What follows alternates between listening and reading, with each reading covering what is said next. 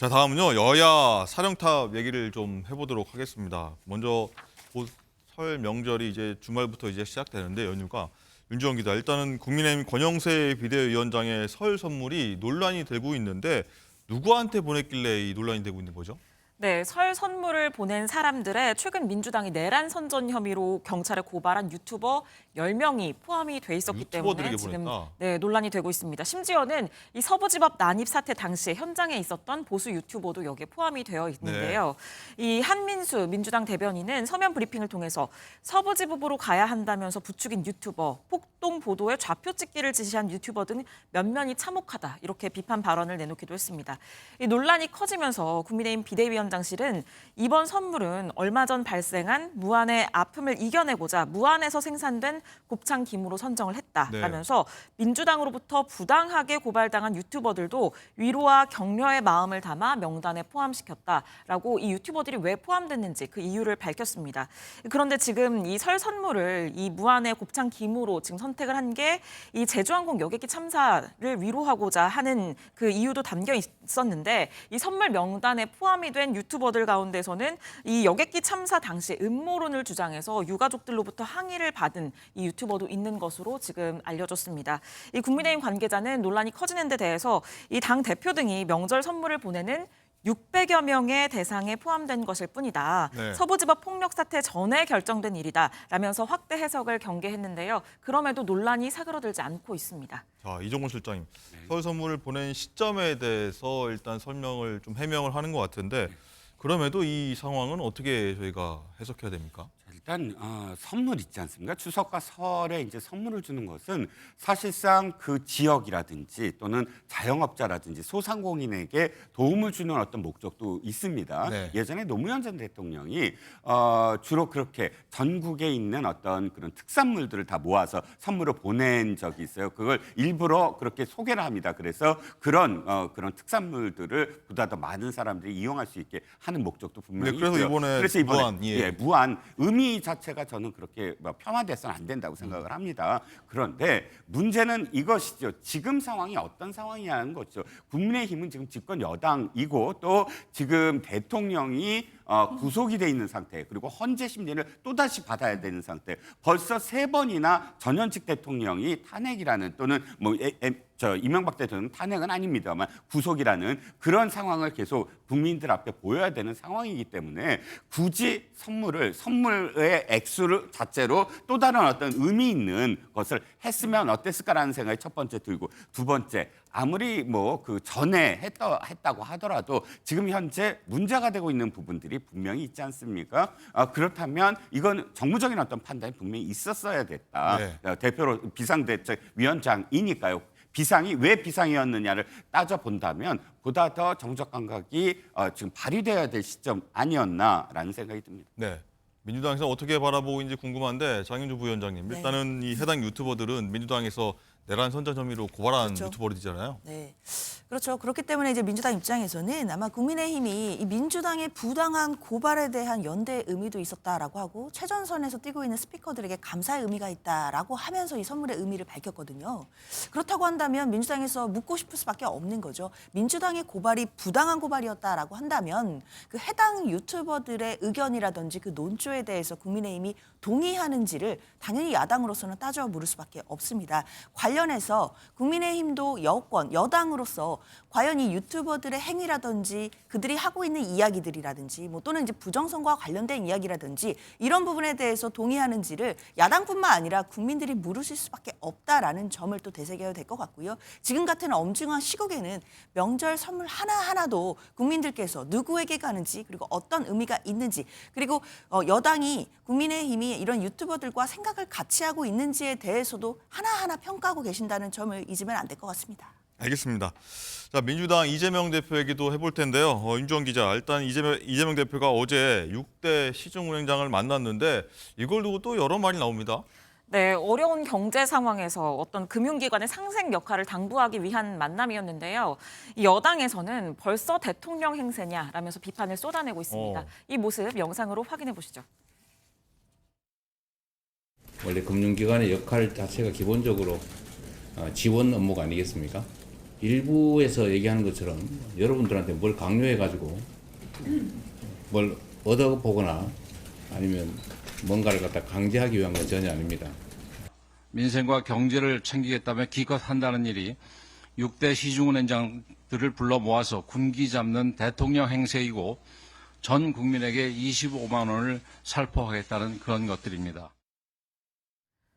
네, 지금 이재명 대표 보셨던 공개 발언 이후에 이어진 비공개 발언에서는 이 금융산업의 국제 경쟁력 제고 방안과 또 규제 개선 방안 등을 논의한 것으로 전해졌는데요. 지난 8일에도 이 기재부 한국은행과 외환시장 점검 간담회를 열면서 좀 이례적인 행보다라는 평가를 받았었거든요. 네. 그런데 이번에는 시중은행장들까지 만나면서 지금 보시는 것처럼 여당의 비판을 받고 있습니다. 네. 자, 어려우니까 금융기관의 상생 역할을 당부한 건데 여권에서는 아니, 벌써 대통령 행사하는 거냐 이런 비판을 하고 있네요. 네, 그렇습니다.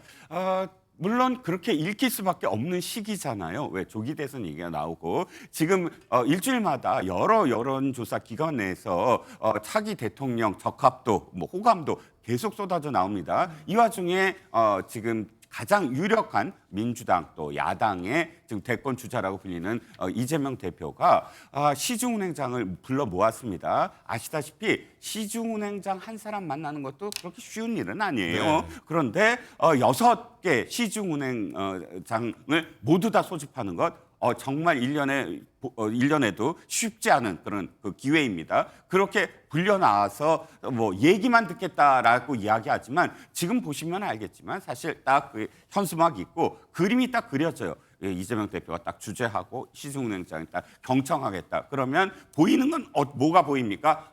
유력한 대권 주자가 이제 이 여러 어떤 금융기관이라든지 또는 금융정책과 관련해서 보고를 받는구나라는 그림으로 읽힐 수밖에 없잖아요. 아무리 자신이 지금 실질적으로 그게 아니라 지금 소상공인이라든지 어려운 그런 이 가계부채라든지 이런 문제들을 해결하겠다라고 나섰지만 해결하겠다고 나서면서 하는 어떤 그런 퍼포먼스가 사실 대권 주자로 보인다. 이건 좀 경계해야 되는 어떤 움직임이 아니냐 하는 겁니다. 네. 자, 민주당 입장에서 보면 민생과 경제가 좀 어려워서 좀 살려달라는 목소리가 있어서 나섰더니 왜 투입 잡기냐 이렇게 반발할 수도 있을 것 같습니다. 그렇죠. 아무래도 국민의힘에서는 앞으로도 이재명 대표에 대한 공세를 좀 더 올릴 거라고 저는 생각을 합니다. 아무래도 이거 지금과 같은 탄핵 정고 그리고 대통령이 구속 수사를 받고 있는 상황이기 때문에 이제는 민주당 이재명 대표에 대해서 공세 수위를 끌어올리고 말 그대로 이재명 대표를 때리는 그런 또 어떤 전략을 취할 것으로 예상은 되는데요. 사실 이재명 대표로서는 저는 그런 것에 뭐 휘말리거나 뭐 이런 부분에 대해서 일일이 대응할 필요 없다고 생각합니다. 결국 지금은 혼란한 상황이고 불안한 상황인데 지금 상황에서도 경제와 민생은 누군가가 챙겨야 되는 것이고 야당이라도 이 부분을 또 유능하게 챙길 수 있다라고 한다면 저는 이것이 뭐 정치적으로 비판을 받는다라고 하더라도 국민들을 위해서 해야 될 일이라고 생각이 들거든요. 네. 그렇기 때문에 민주당 입장에서는 앞으로 뭐 국민의힘에서 계속 정치 공세가 있다고 하더라도 경제와 민생만큼은 또 야당이 챙길 수 있는 부분을 반드시 챙겨 나가겠다. 또 이런 기조도 있다고 보입니다. 네.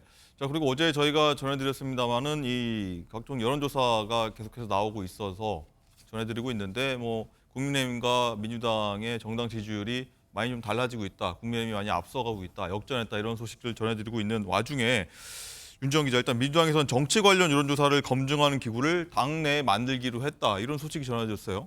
네, 그동안에는 이제 국민의힘의 지지도가 오르는 것에 대해서 민주당 지도부는 이 보수층이 과표집돼서 일시적인 착시 현상을 일으키는 것이다라는 시각을 견지를 해왔는데요. 그런데 지금 일부 여론조사들에서 오차 범위 밖에서 국민의힘 지지도가 더 높이 나오고 또 심지어는 정권 교체보다 정권 연장이 더 높게 네. 나오면서 당 차원에서 이제 대응을 적극적으로 해야 된다라는 의견이 지금 커지고 있는 상황입니다. 그래서 민주당에서는 당내에 말씀을 하신 것처럼 여론조사 검증 및 제도 개선 특별위원회를 설치해서 여론조사의 오류나 왜곡을 바로잡겠다라는 입장인데요. 이 여론 조작이나 왜곡이 의심되는 여론조사 업체를 여심위에 신고를 해서 문제가 있으면 여론조사 시장에서 퇴출하겠다는 겁니다. 이재명 대표도 최근 여론조사 추세에 대해서 일부 왜곡된 조사가 영향을 미친 것 아닌지 우려를 표했다고 합니다. 네, 이종훈 실장. 일단은 뭐 간단하게 요약하자면은 최근에 여론조사가 좀 묘하다는 얘기가 많이 나오고 있는데 민주당 입장에서는 이게 좀 잘못된 거 아니냐, 좀 들여다보겠다 이런 취지인가요? 네네.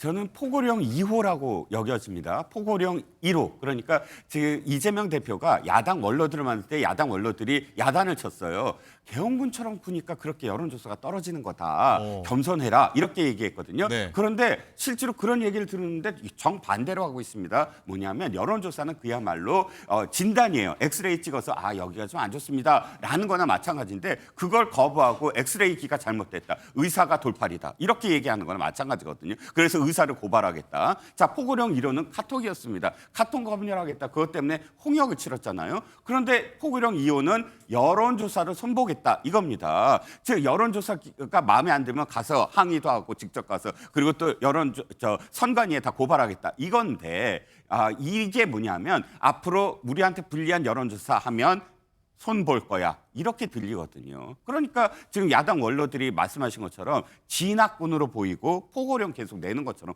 보일 수밖에 없어서 더 여론조사에서 불리하게 나타날 수밖에 없다라고 생각합니다. 네, 장윤주 부위원장님, 네. 실제로 이 기구를 발족시켜서 실제로 이제 가동을 하겠다는 건지, 아니면 상징적 의미로 좀 내세웠던 건지, 아니면 뭐 이종훈 실장님 말씀하신 것처럼 이렇게 역풍이 불 우려가 있으니 하지 않을 수도 있다는 건지 어떤 건지 궁금합니다. 일단 그 위원회가 설치된 것은 맞고요. 다만 이 위원회 앞으로의 활동에 대해서는 또 여러 가지 당 내에서도 이견이 있을 수 있다라고 생각합니다. 뭐 말씀 주신 것처럼 이런 부분들이 마치 민주당에게 불리한 다소 불리한 그런 여론조사들에 대해서 검증하는 것처럼 만약에 왜곡되고 그렇게 읽히게 된다라고 한다면 민주당 입장에서도 마치 관련돼서 여론조사를 검증하거나 또는 이 부분을 또 뭔가 또 제재하는 것처럼 보여지기 때문에 좀 경계를 해야 되는 부분들이 있고요. 그런 부분보다는 사실상 민주당에게 유리하다 불리하다 이런 것을 떠나서 여론조사라는 것이 또 반드시 또 의미가 있는 것은 맞지만 또 한편으로는 굉장히 왜곡되거나 조작되기에도 쉬운 부분이 있다라는 점도 또 많은 전문가들에 의해서 나오는 이야기들이거든요. 그렇기 때문에 그런 부분들이 의심되는 부분에 대해서는 어느 정도 검증을 거치겠다라는 차원으로 읽히고 일단 이런 부분에 대해서 강하게 심의에 들어가거나 또는 민주당이 불리한 여론조사만 꼬집어내겠다거나 이런 취지는 아닌 것으로 보입니다. 네, 자 이종훈 실장, 일단 이번 여론조사 결과 관련해서 최근 흐름을 보면은 상당히 많은 분들도 궁금해합니다. 어떻게 이런 조사가 나올 수 있을까, 되게 특이하다라고들 하는데